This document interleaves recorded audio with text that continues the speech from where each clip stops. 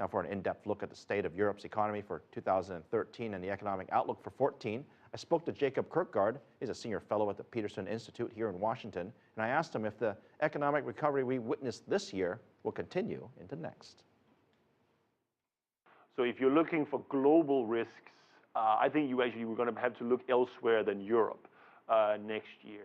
So what I would expect is this gradual recovery that we've seen in the last 2 quarters basically continue, so that you will have somewhere around 1% growth over the year of 2014, which is unfortunately probably not enough to see unemployment rates begin to come down, but at least they will stabilize. I'm going to ask you to give us some rankings in terms of which countries are doing well in Europe in different categories. Let me start with businesses.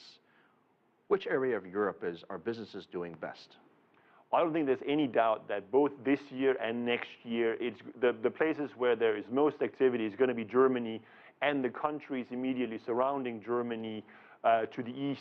That will be the Slovakia, Hungary, the Czech Republic, to some extent Poland and the Scandinavian countries, and then the UK, where we have also seen in the last couple of quarters a quite impressive recovery. I think stagnation is going to be continuing in France next year, but I, on the other hand, think that both Italy and Spain are going to exit from their recessions. You're going to see a recovery beginning in the south of Europe as well next year. I know it's relative, but what about government balance sheets? Different countries, supposedly, some are doing much better and much worse than others. Which governments do you see perhaps surprised in their fiscal balance sheet on the positive side?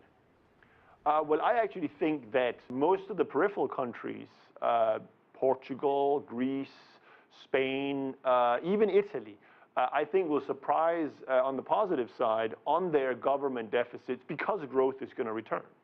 And the fact that Greece already, for instance, has a primary surplus, if you had asked most commentators, myself included, last year, if Greece would have a primary surplus at the end of 2013, I would have said no way.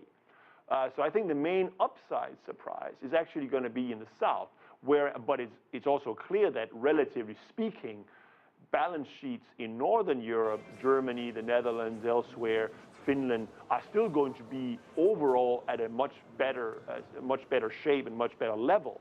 But the surprise is going to be in the south. When you look at global trade, we've seen a modest recovery in Europe, a modest recovery in Asia, asset prices reflating here in America. When you look at 2014, are you optimistic that we will hold those asset prices, or do you think that those who are calling for an asset bubble because of artificially low interest rates, will they be right? I don't think, let me put it, I don't think that the U.S. asset price is going to continue to rise the way we saw in 2013 into 2014.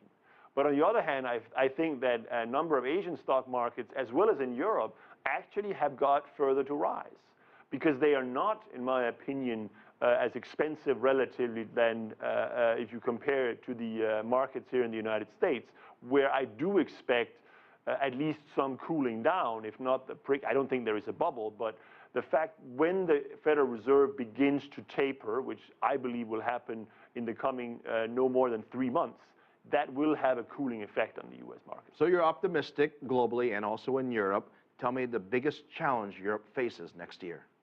Well, the biggest challenge that Europe faces next year is ironically actually going to be from elsewhere, in my opinion, because Europe itself, I actually think, is going to be quite stable, both economically and politically. But the growth, to a large extent in Europe, continues to come from rising exports. So the biggest problem that Europe faces is actually if their export markets outside of Europe begins to slow down, meaning that if the global recovery in the United States, in Asia, in other emerging markets, turns out, for whatever reason, not to be as strong as many had expected, that is, in my opinion, the biggest challenge Europe faces next year.